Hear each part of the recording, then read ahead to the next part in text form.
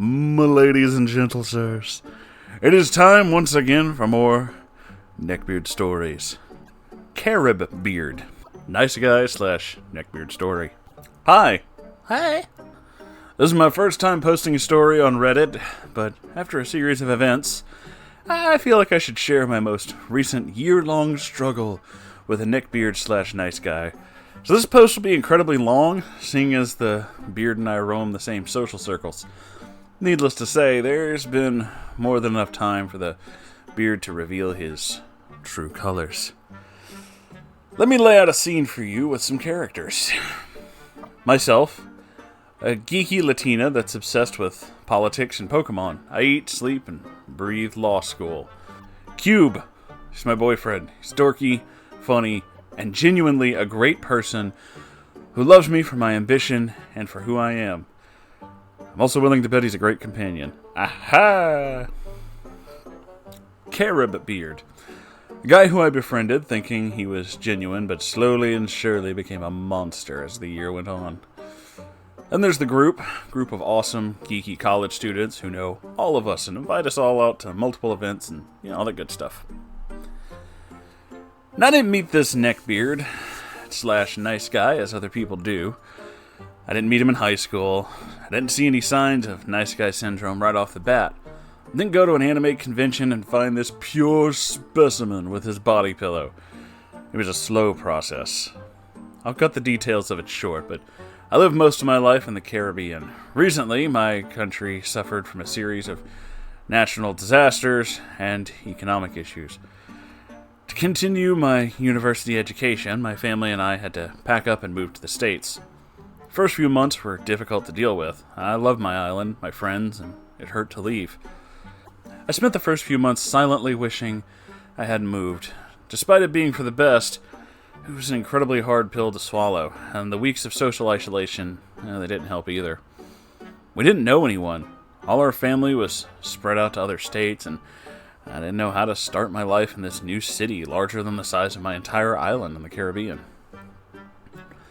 So you can imagine how happy I was when I met someone from my same island on campus. He was fun to talk to at first and didn't look like your typical neckbeard. He was generally well groomed, didn't smell bad, dressed fine, and the only beardy thing about him was how fat he was. He looked like a scoop of ice cream on top of a snow cone, and I sometimes wonder how his legs could support him. Our first conversation was about this horrible breakup with his long-distance girlfriend, but I didn't find that weird. It mostly revolved around her being irrational for expecting him to spend time with her. I should have seen this as a red flag, but, I didn't. I just thought he was having a rough day and just needed someone to listen. Besides, college is full of petty breakups that don't really matter, and I was just happy to talk to someone about our old home in the Caribbean. First few months were pretty nice. He introduced me to the group. We all played video games from time to time. We'd all go out and have parties, roast each other in the process. It was great having a social group filled with so many people that I could relate to. I wasn't so alone anymore, and I generally thought that Carib-beard was okay, but, maybe a little flawed, but okay. Things began to change after those few months. He would call me and talk to me how he doesn't have a girlfriend and how that bothers him, and he would complain that he was good for women and they didn't accept such a nice person like him. They'd rather choose the bad boys than such a manly man like himself. Truth be told, he's incredibly emotionally immature and just not an appealing partner. I tried to explain to him this fact so that he could improve himself, but he would always deject and say that, "No, women are the immature ones who don't know what they want." Also, it didn't help that, he looked like the Penguin from Batman on stilts. Why did you put that image in my head? Flirted with women out of his league. I'm talking about great girls with awesome personalities and gym memberships. I don't consider myself as attractive as some of his other victims, but at least I didn't survive off of beer and pizza. Annoying, but whatever. This conversation was a red flag for me, but the biggest red flag was how he talked about how he lost his virginity. He would brag constantly about how hot he used to be in high school and how athletic he was.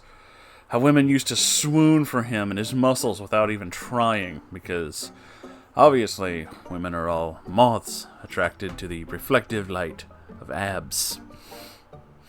I like your wordplay.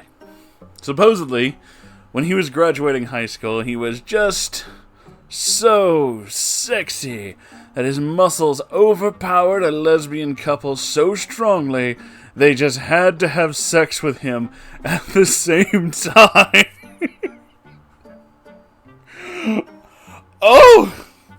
Oh man! Whew. They went to prom with him as a three-way and fought for his attention the entire night, until Carib-beard pleasured both m'ladies, who suddenly forgot they were gay for a few hours, and they had to please the beard.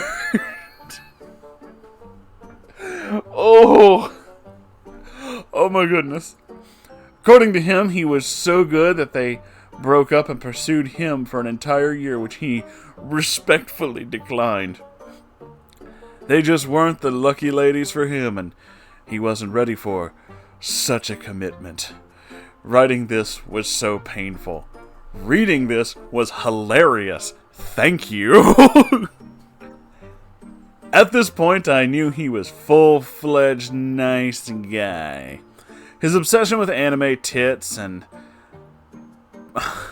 Bowsette porn, ooh, topical, sealed the neckbeard part. Some of you may ask, well, if you knew he was a meme, why didn't you just run away? Honestly, I was still a bit lonely after moving, and I didn't see him as much of a threat. He's annoying and passively misogynistic, sure, but everyone else in our mutual friend group are pretty good people. I didn't mind ignoring Carib-beard's beard moments, since the positive outweighed the negative. Or, at least it used to. Things started to get into the fourth dimension of cringe quickly after the virginity story. Oh, I'm excited. In one of our conversations mid-gaming, he asked me what happened in my last relationship that had recently ended. I thought it was safe to start the conversation. After all, I didn't take that breakup too hard. I explained to him that my ex didn't want to deal with long-distance relationships, and it was best if we saw other people. He interrupted me mid-explanation to say, "See, insert my basic feminoid name here. I like you." This is funny. "That only happened because you have shitty taste in men." I was so triggered. What a cringy, self-centered thing to say. It's like it was on a live version of r/nice guy texts. I really like you. Excuse me? "Yeah, trust me, I know you. I'm pretty observant." I met Rock's more observant. This is good.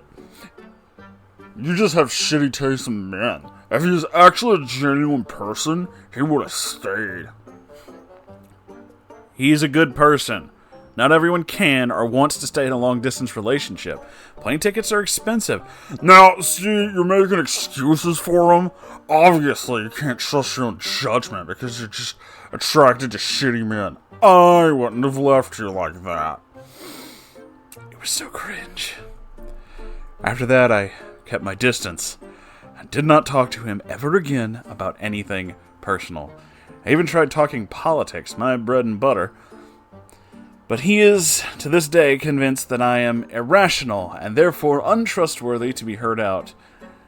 He overtalks me all the time and pushes down any opinion I say, and then acts like a nice guy, protecting the poor, feeble female mind with his truth.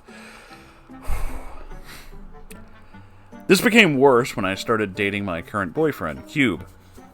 He and I broke up with our previous partners around the same time. One night, the group decided to have a nerdy college party where Cube and I actually got to know each other and talk like friends. It didn't take long before we realized we had a lot in common, and our conversation was so natural and fun that it felt like minutes passed even when we talked for hours. In a little under 2 weeks, we were already official and happy to come out to our mutual friends as a couple. We thought they'd be happy. After all, Cube thought Carib-beard was one of his closest friends and was known to the group for 2 years, and I, the newest member and one of the few femoids... Oh, I'm so glad you said that. That's funny.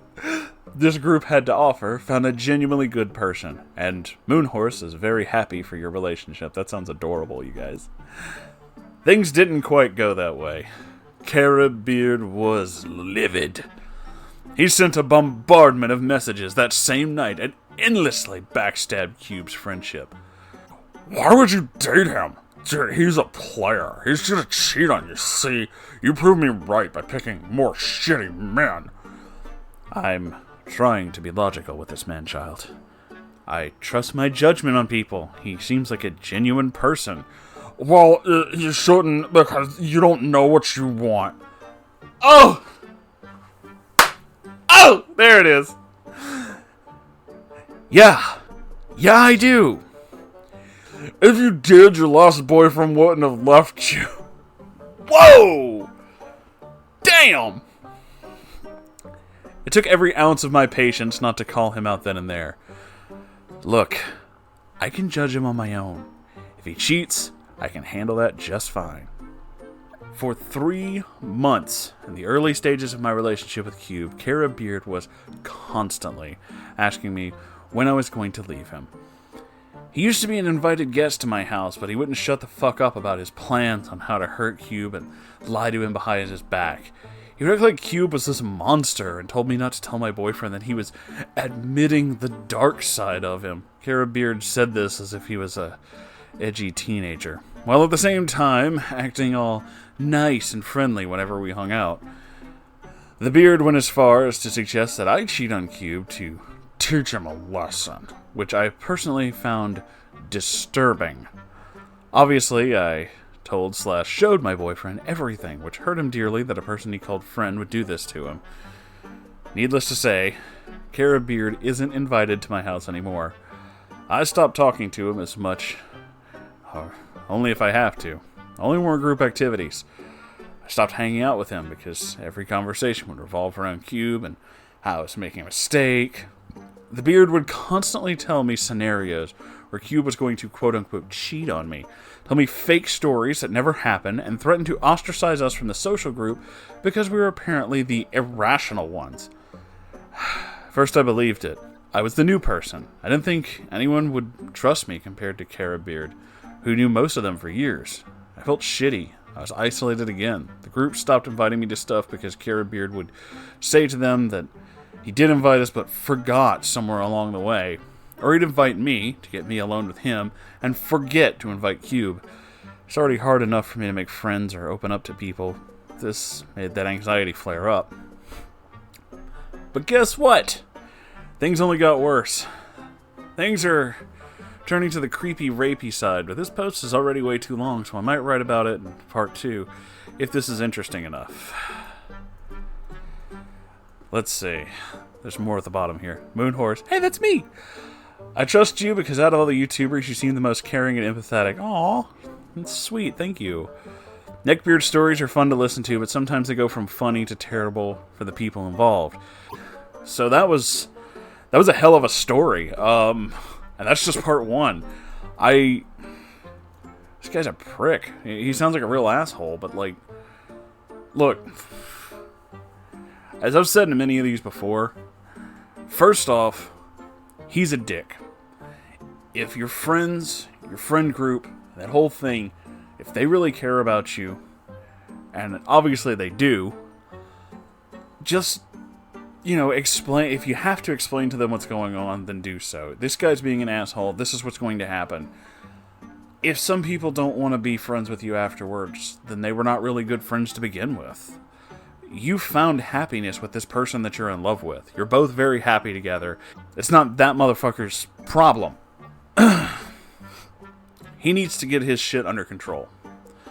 But, of course, with somebody like that, I don't know if they will. This nice guy bullshit is ravenous.